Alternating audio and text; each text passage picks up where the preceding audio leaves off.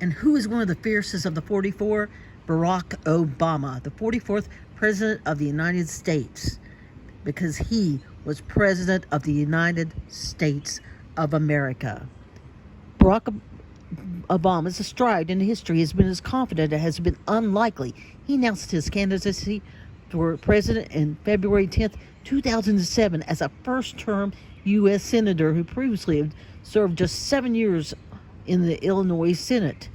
He had little support from established politicians, and a lot of black Americans didn't even know who he was.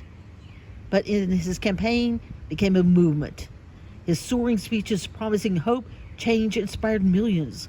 Less than 2 years later, a record crowd gathered at the National Mall to witness the unthinkable, the inauguration of the first black president into the United States. It was a singular achievement by a man with a singular history. Barack Obama was born in Hawaii to a Kenyan father and a white mother. As a child, he lived in Indonesia before returning to Hawaii to be raised by his white grandparents. As a teenager, Obama began to discover his black identity largely through basketball. He admired and emulated the loose-limbed swagger of the guys who played the game. He saw black as cool, and he embraced the virtues of blackness while managing to sideswipe most of the complicated baggage.